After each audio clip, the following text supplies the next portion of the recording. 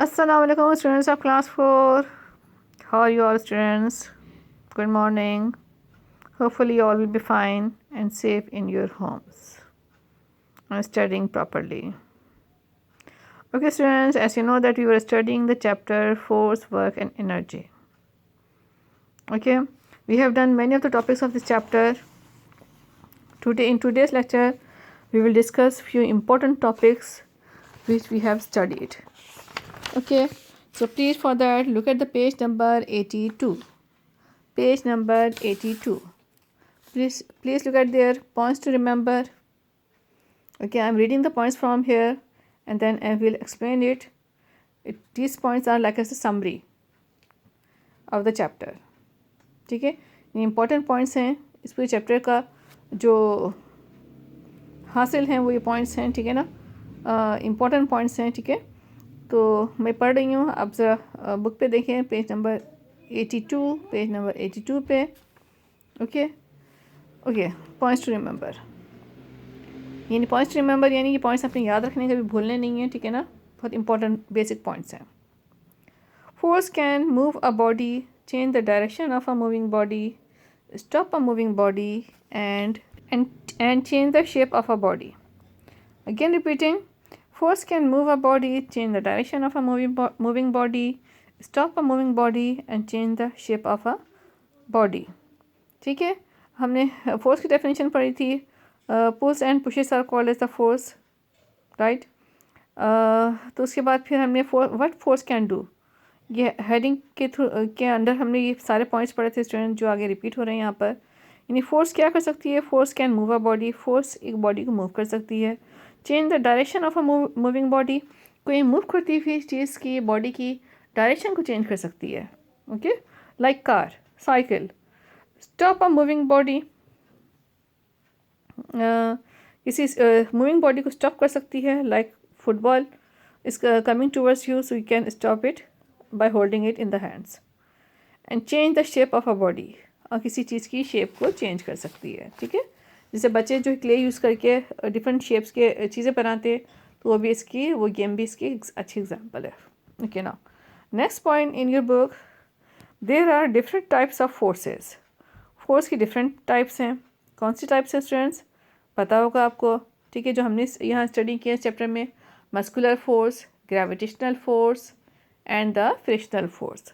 Muscular force जो muscles की force होती है, ग्रेविटेशनल फोर्स और gravity, the attraction of the earth towards the objects.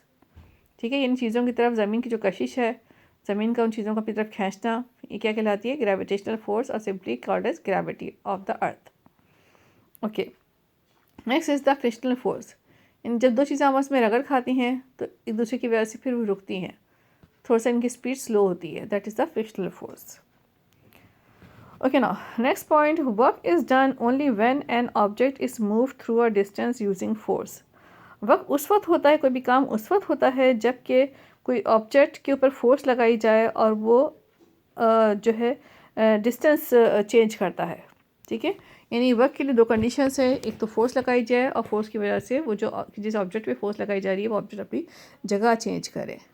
Next point, simple machine make work easier for us. Simple machines make work easier for us. Simple machines जो है काम को हमारे लिए आसान कर देती हैं, यानी हमारे लिए काम को आसान बना देती हैं. Like scissor, cutter, knife, wedge, screw, incline plane, lever, pulley. These all are the examples of simple machines. Scissor, nail cutter. Okay. So these all are the hammer. These all are the examples of simple machines. Look at the next point. These points are given in the next point. Lever, pulley, wheel and axle, inclined plane, wedge and screw are the different types of simple machines. देखिए वही point जो मैंने अभी कहा है, सब वो लिखे हुए नेक्स्ट पॉइंट में कि लीवर जो होता है, पुली जो होती है, व्हील एंड एक्सेल जो है, जो बाइसाइकिल में जो व्हील होता है उसमें जो एक्सेल भी होता है, राइट, वो, और इंक्लाइन प्लेन ये जो सादा सा तख्ता होता है या प्लेन होती है, और वो वेज है, लाइक, और स्क्रू, ये सारे जो हैं एज सिंपल मशीन्स यूज़ होते हैं.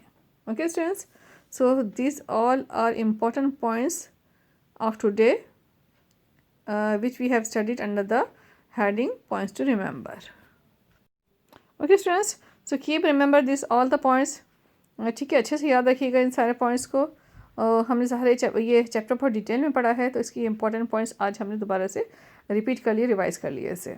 Okay okay, now we will move towards the previous homework. पिछले लेक्चर में मैंने आपको होमवर्क दिया था. ठीक है, होमवर्क क्या दिया था आपको याद होगा स्टूडेंट्स. होमवर्क दिए थे मैंने आपको नाउ यू नो में जो फिल इन द ब्लैंक्स है वो आपने करने हैं.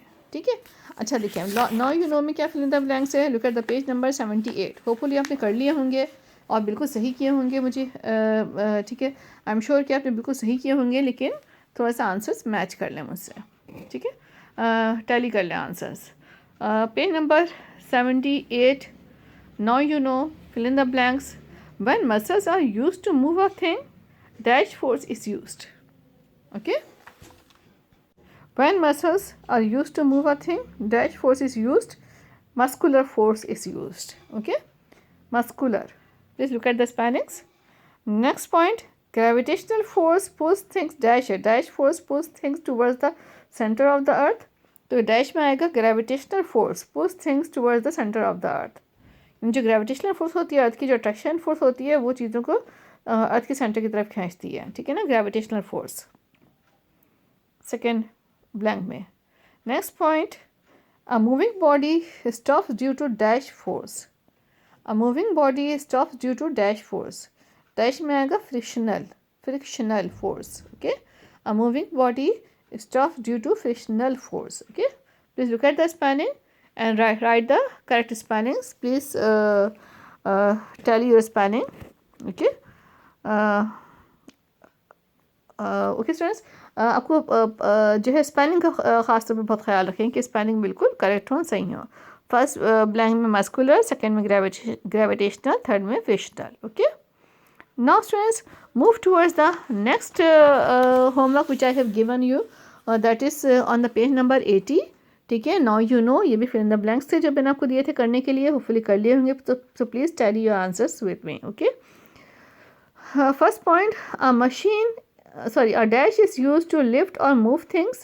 A machine is used to lift or move things. ठीक है, a machine is used to lift or move things. Okay, अच्छा नेक्स्ट आपके पास है next, dash is a thin cone with a spiral rich. Dash में आएगा screw is a thin cone with a spiral rich. Spiral rich का क्या मतलब है आपको पता है. स्क्रू ड्राइवर जो होता है उसके आगे जो है राउंड सी जो राउंड सी जो रिच बनी होती है, जो निशान बने होते हैं, that is called as the spiral ridge. Hopefully समझ गए होंगे आप. Okay, screw is a thin cone with a spiral ridge. Okay, next point is the different types of simple machines are dash dash dash dash dash and dash. ठीक है, ये सारे dash में क्या आएगा स्टूडेंट्स, प्लीज़ नोट डाउन.